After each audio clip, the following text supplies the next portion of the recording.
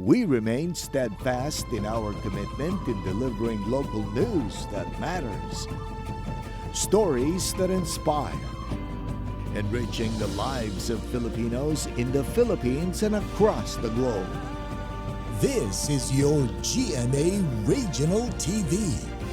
Buong puso para sa Pilipino.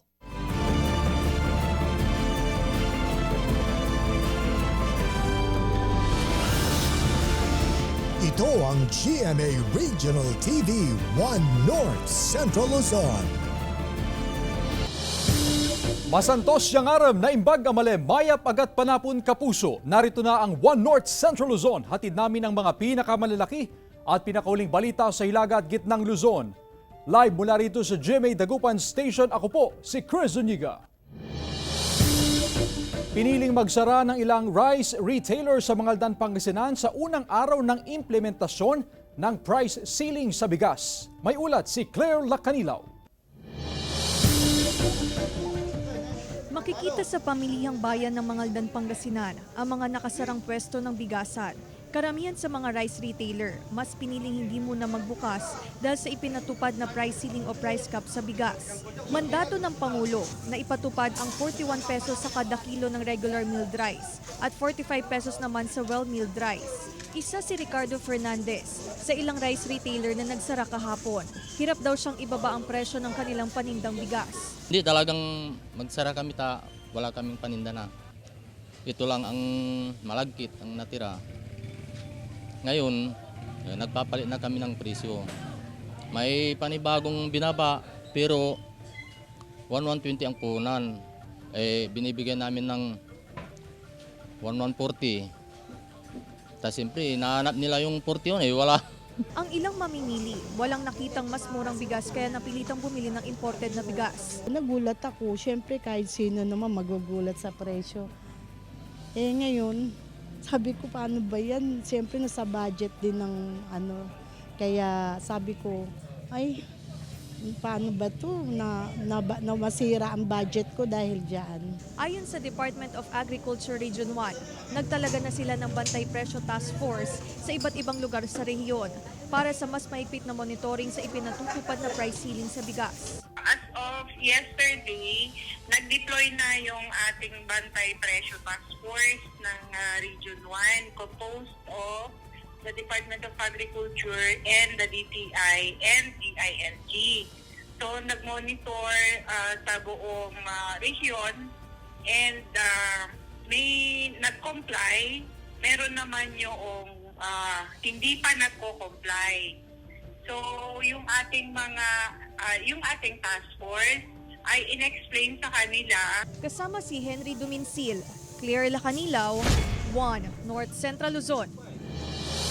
Sa kaugnay na balita, pinangangambahan naman ng mga magsasaka na bumaba pa ang presyo ng mga aanihing palay dahil sa umiiral na price ceiling sa bigas. Ang detalye sa report ni Ivy Hernando.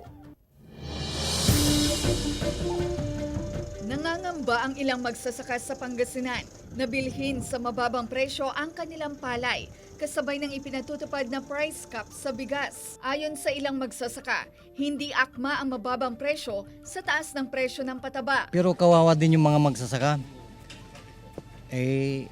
Mahal ang abono, pati yung paupa. Lahat ng mga dito, dinadaan na lang sa upa. Baka mamaya, ihinto na mga yan. Para sa akin, kahit kunti lang itaas, pwede. Hindi, pero yan, masyado ng mura yan. Ayon sa Mangaldan Municipal Agriculture Office, wala pang ipinatutupad na pagbaba sa presyo ng palay sa kabila ng implementasyon ng price cap sa bigas. Mayroong nagre-range ng 28, 30, mataas pa ho ngayon ang presyo ng palay. Mayroong 34 pa nga pag-i-special. Sa Ilocos Sur, posible raw na maipit ang presyo ng palay ng mga magsasaka dahil sa price cap ng bigas na dagdag lugi sa kanila dahil sa mga pinsala ng nagdaang bagyo. Nung lumaka ti bagas, lumaka iri. Ngam tidakas na tata, isabay da ko lumaka ti fertilizer kan insecticide. Matay kami mula ang kasjay na gunggunami ngagtalon. Samantala, nangangalap ang DTI ng impormasyon sa retailers kung ilang bigas pa ang kanilang stock matapos umalma ang mga retailer na ibagsak agad ang kanilang mga presyo sa bigas. Inaalam nga namin yun. Siyempre naiintindihan natin yun. Biglaan kasi ito. So, siyempre may mga stocks sila na nabili nila ng mas mataas. May gagawin naman ang gobyerno doon. Na makikiusap daw sila sa inyo kung pwede muna nilang ibenta dun sa dati. Hindi na pwede kasi executive order yon ng presidente. Sa Ilocos Norte, hindi lang daw ang mga rice retailer ang lugi, pati ang mga magsasaka at rice millers umaalma sa pagbaba ng presyo ng bigas. Kinyami, naglugi kami. Tapos nanginapay ti krudo. Reaction ti farmers, ti kayat day di ko mapelang met presyo nga dati. Pero anang ti mabalin mi, ma'am. Ket implemented met dito yun. Ivy Hernando, One North Central Luzon.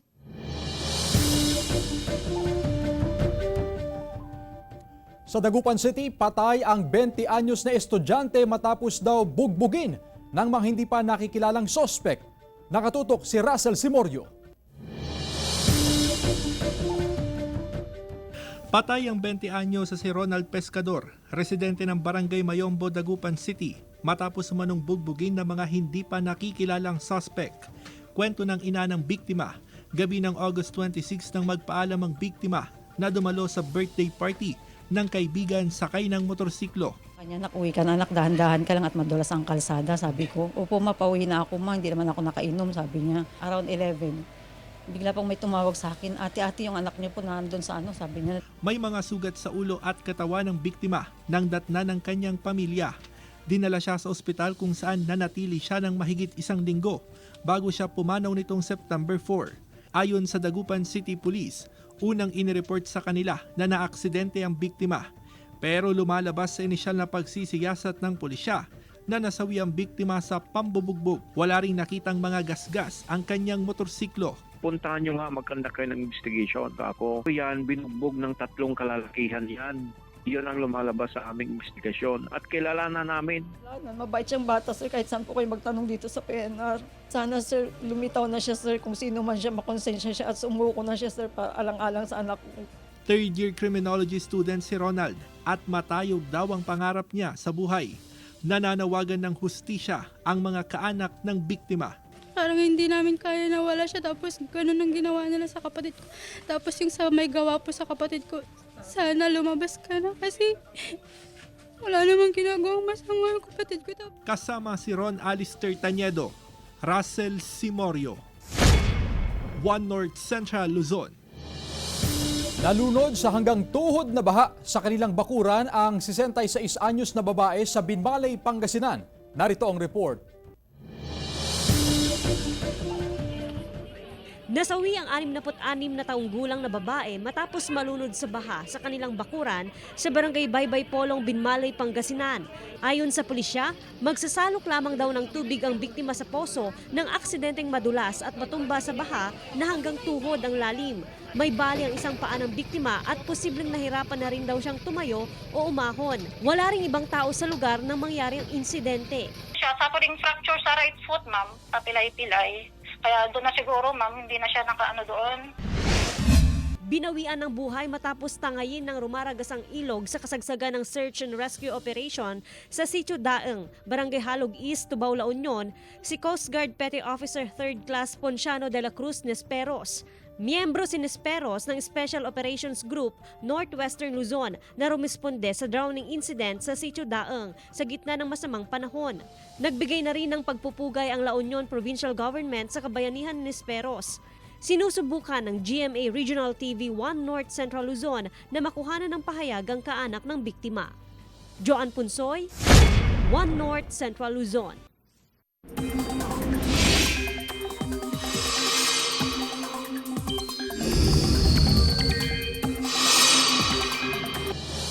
Mga kapuso, wala nang sama ng panahon sa loob ng Philippine Area of Responsibility dahil nakalabas na ng PAR ang bagyong Ining na may international name na Yunyung. Gayunman, posible pa rin ang pag-ulan sa malaking bahagi ng bansa. Ayon sa Pag-asa, huling namataan ng bagyo 1,225 kilometers east-northeast ng extreme northern Luzon. Yung trough ng bagyo ang nagpapaulan sa ilang lugar sa Luzon gaya sa Batanes, Abra, Apayao, Cagayan at Isabela. Patuloy namang nakakapekto ang southwest monsoon sa iba pang bahagi ng bansa. Matinding pag-ulan ang asahan ngayong gabi sa Cagayan Valley, Ilocos Region, Cordillera at ilang bahagi ng Central Luzon. Pinag-iingat ang lahat sa posibilidad ng landslide at flash flood. May pag-ulan din sa iba pang bahagi ng bansa ngayong hapon at gabi, kaya maging handa po tayo. Samantala, mas makapal na hamog kasabay ng pagbaba ng temperatura ang aasahan naman sa lungsod ng Baguio ayon sa Pag-asa. Makibalita tayo kay Jasmine Gabriel Galban. Ramdam ang malamig na klima sa lungsod ng Pino. Halos araw-araw, makapal na hamog ang bumabalot sa ilang bahagi ng syudad, mula umaga hanggang sa hapon. Karaniwan na raw ito sa ganitong mga panahon. Pero ayon sa Pag-asa, asahan ng mas makapal na hamog sa syudad sa mga susunod na araw. Actually, all year round naman yung fog natin dito, ano? Dahil tayo ay nasa high elevation, ano? Yung due to orographic effect. So may mga nag-fog talaga yung makukuha natin. Sa ngayon, nasa 16 hanggang 17 degrees Celsius ang temperatura sa lungsod. Pero asahan daw sa Nobyembre, unti-unti nang bababa ang temperatura. Ito ang pinaghahandaan ng Baguio City Health Office, ang pagtaas sa kaso ng influenza-like illnesses. Every bare months, significant yung rise ng influenza-like illnesses natin. Kanya-kanyang pag-iingat ang mga residente para makaiwas sa sakit gaya ng ubo at sipon. Vitamins, magsuot ng mga makakapal na damit. Wearing thick clothes or mga damit na nakaka-protect sa atin from coldness. Simula January 1 hanggang August 31, 2023, umabot na sa 816 ang influenza-like cases ang naitala sa syudad. Mula sa Baguio City kasama si Jing Deganay, Jasmine Gabriel Galban, One North Central Luzon.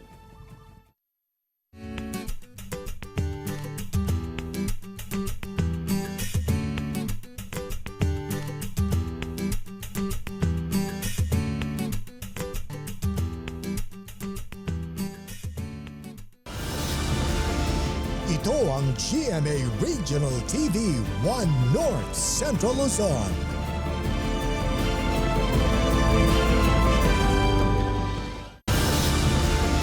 Ito ang GMA Regional TV 1 North Central Luzon. 51 anyos na lalaki patay matapos masagasaan sa Lawag City. Naka-alerto Gab De Luna. Patay ang 51 anyos na si Robert Mendoza, residente ng Barangay 22 San Andres, Lawag City, matapos masagasaan ng motorsiklo sa kalsadang malapit sa kanilang bahay. Kinilala ang rider ng motorsiklo na si Edward John Guillermo, 21 anyos, residente ng Barangay 2 Anaw Pidig, Ilocos Norte. Ayon sa pulisya, mabilis ang patakbo ng rider at nasa impluwensya ng alak. No lang nainayad ko mabalin siguro lang dangran basti, hindi di impact na makita yung di sago di lugar na. Nagtamo rin ng sugat ang rider na nagpapagaling ngayon sa pagamutan. Wala pa siyang pahayag. Kung pwede lang sana yung mga intersection kung malagyan ng mga humps kasi karamihan po kasi sa aksidente po dito sa Lawag yung mga intersection lalo sa mga barangay road. Samantala, sugatan ng 17 anyos na binatilyo matapos mabangga ng kanyang minamanehong motorsiklo ang nakaparadang pick-up sa gilid ng kalsada sa Banggi, Ilocos Norte. Ang biktima ay grade 10 student at residente ng nasabing bayan. Dinala sa pagamutan ng binatilyo na nagtamo ng sugat sa tuhod. Gab De Luna, 1 North Central Luzon. Pinataas ang kalsada sa A.B. Fernandez East, Dagupan City, binuksan na sa mga motorista. Ang pinakahuling sitwasyon doon, ihahatid live ni Russell Simorio. Russell? Chris, magandang balita sa mga motorista dito sa Dagupan City, lalo't madadaanan na ito ang elevated na bahagi ng A.B. Fernandez East. Natapos na ang curing period, kaya formal nang binuksan sa mga motorista ang 2 lanes ng A.B. Fernandez East, Dagupan City. May taas na mahigit 1 meter ang kalsada, kaya hindi na raw ito babahain. Malaking bagay sa mga pumapasadang tsuper ang pagbubukas ng kalsada dahil hindi na kailangang dumaan sa ibang ruta. Medyo malaking ginawa na kasi may mga nasisiraan dyan sa may yung bukas na area na yan. Tapos lalo na rito pag bumababa. Medyo nahihirapan po kami. Ngayon, nung nabuksan na po itong daan, dire-diretso na. So maginhawa na rin po kami kahit papano. Ayon sa Public Order and Safety Office, nabawasan ng trapiko sa downtown area sa pagbubukas ng kalsada. Pinapayagan na rin dumaan sa A.B. Fernandez East ang mga motorsiklo at tricycle na dating umiikot sa PNR Road sa Barangay Mayombo. Magpapaluwag ng 50% sa amin. Parang ngayon medyo maluwang. Hindi na umaabot sa may hanggang dito na lang sa may barera dati. Sisimulan na rin ngayong linggo ang road elevation project sa MH Del Pilar habang tinatapos ang drainage rehabilitation sa Arellano Street.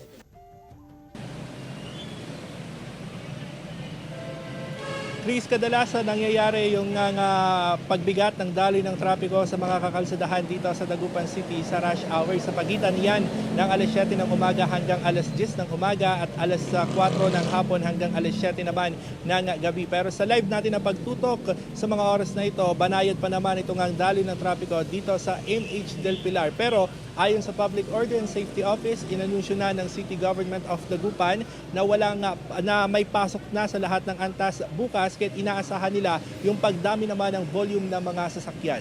Chris. Maraming salamat, Russell Simorio. Poultry farm sa Peñaranda, Nueva Ecija ipinasara ng lokal na pamahalaan. Alamin kung bakit sa report.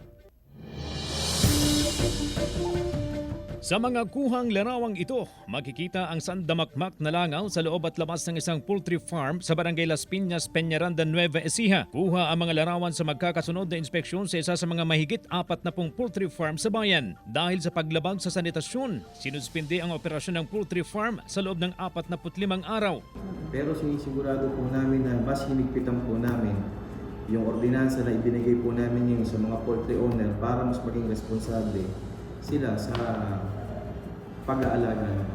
Ang poultry farm ay may 3 gusali na naglalaman ng mahigit 100,000 manok sa loob lamang ng isang harvest season. Ayon si LGU, lumabag sa sanitation code ang may-ari ng poultry farm na umano'y isang Chinese national. Ipinasara ang farm upang maprotektahan ang mga residente sa lugar. Ngayon kasalukuyan ginagawa yung mas mahigpit naming ordinansa para sa mga langaw na yan at saka yung moratorium tungkol sa pagtatayo ng poultry at piggery.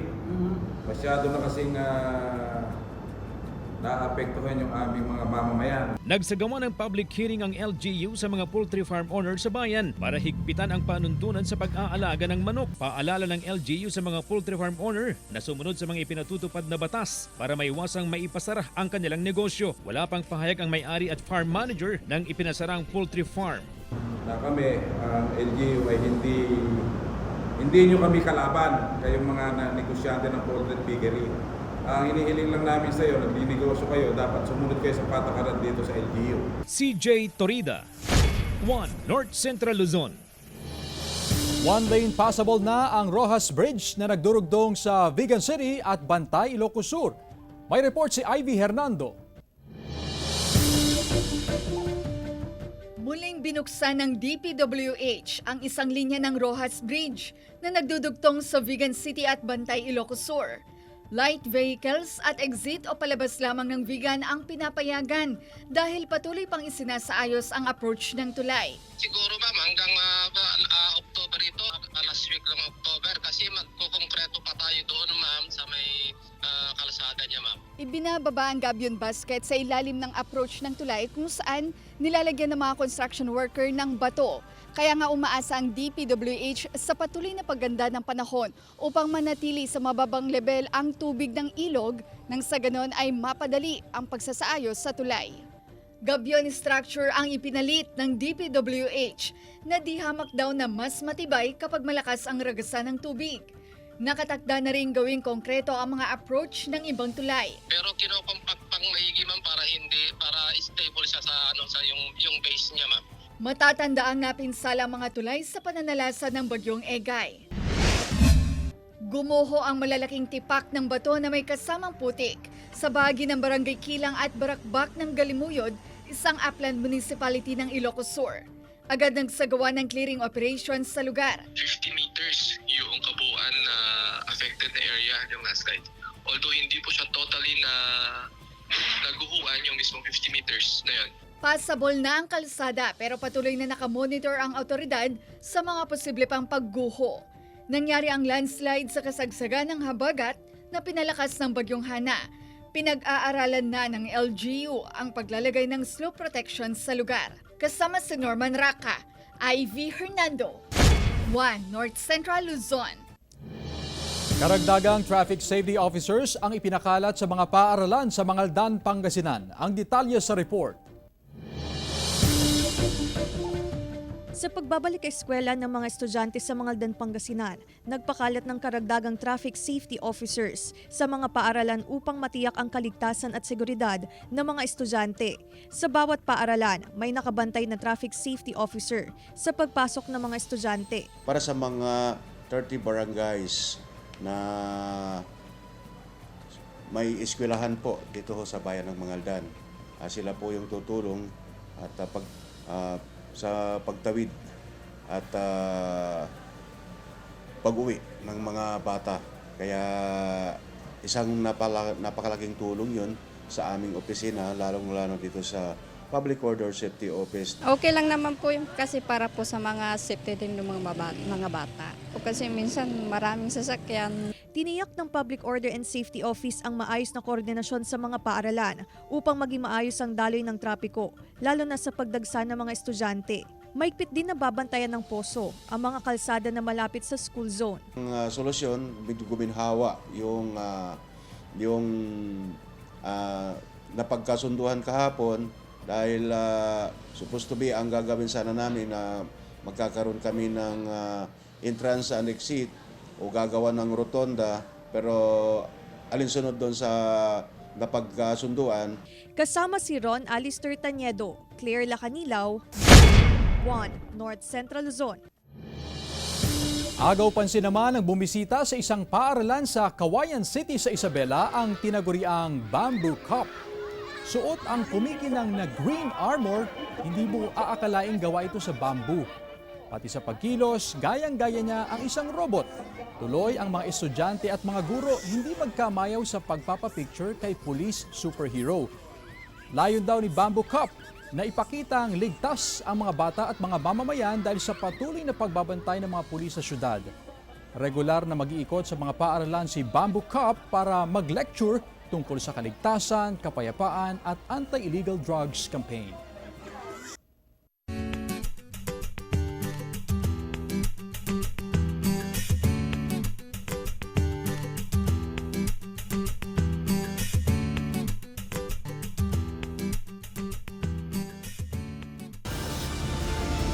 Ito ang GMA Regional TV 1 North Central Luzon.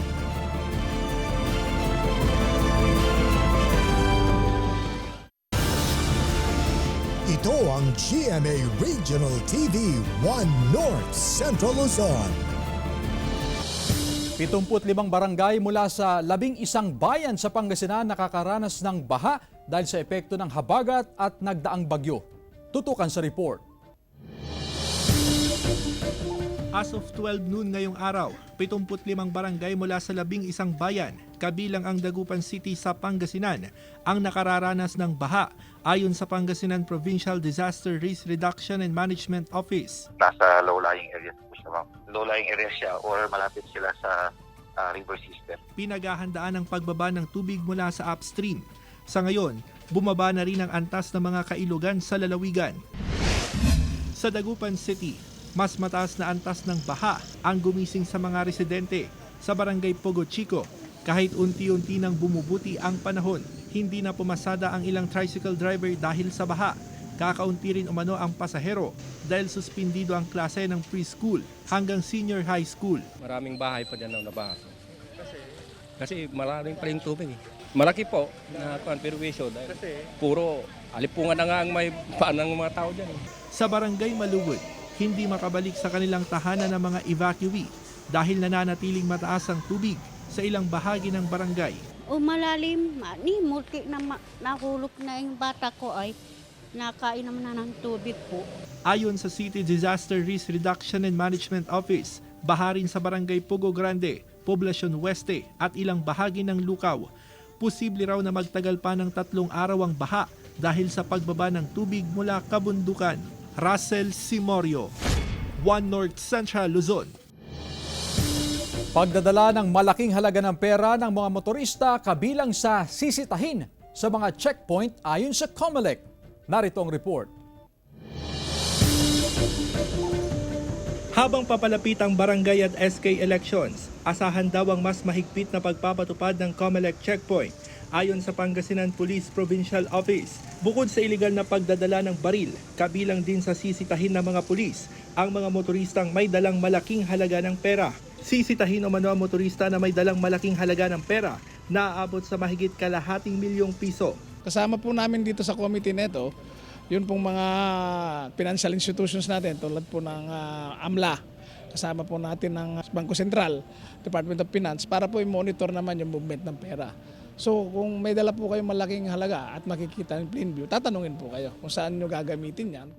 Ayon sa COMELEC, ginagawa ito kontra vote buying.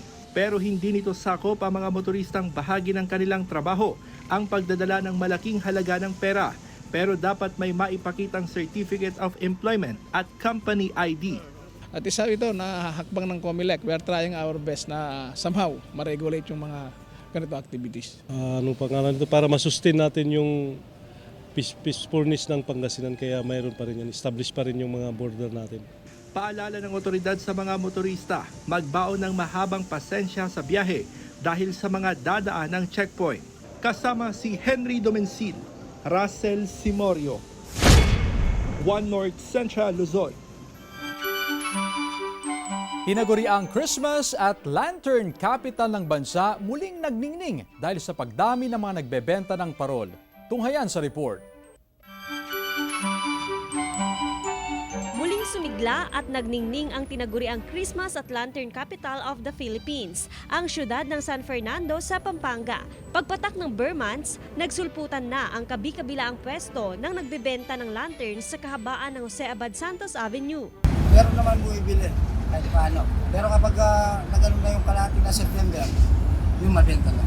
Yung mo mas magandang bumili ngayon kasi mas mura pa, tapos mahaba naman yung mahaba naman yung warranty nila eh. Mura pa raw ang bentahan ng parol ngayon. Ang metal LED, classic kapis at plastic parol na mabibili mula sa 700 hanggang 3,500 pesos. Posibleng tumaas ang presyo habang papalapit ang Pasko. Highlight sa mga display ngayong taon ang 5 talampakan na parol. Malaki siya, tapos 2 controller, LED. Kung iba naman ang trip, may choices din tulad ng Eiffel Tower, Mini Giants parol, at mga poinsettia parol na may garland na. Kasi yung number 1 na dito sa atin sa San Fernando. Number 1 sa mga parol. Para pa masapos quality pa yung mga gawa. May mga parol na rin sa Angeles City. Makikita ang mga parol sa kahabaan ng Abacan Bridge. Pinangalanan ang mga parol na Ningning Christmas Lanterns na sumisimbolo sa pag-asa at katatagan ng mga Anghelenyo sa gitna ng anumang hamon sa buhay. Joan Punsoy, One North Central Luzon. Samantala, mapapanood niyo po ang episode na ito at iba pang pinakuling lokal na balita sa official website ng GMA Regional TV, www.gmaregionaltv.com. Pwede rin kayong bumisita sa aming official YouTube channel, GMA Regional TV, at i-click ang subscribe button para sa pinakamainit na balita mula sa mga rehiyon. Nais naming pasalamatan ang mga kapuso sa Hilaga at Gitnang Luzon, maging ang mga kapuso natin abroad. Dahil sa GMA Regional TV, local news matters. At yan ang mga pinakamalaki at pinakahuling balita sa Hilaga at Gitnang Luzon. Maraming salamat sa pagsama sa amin, pati na ang mga kapuso sa ibang bansa na tumutok sa mga balita sa rehiyon. Ako po si Chris Zuniga. Kami ang GMA Regional TV One North Central Luzon. Buong puwersa para sa mas malaking misyon at mas malawak na paglilingkod sa bayan.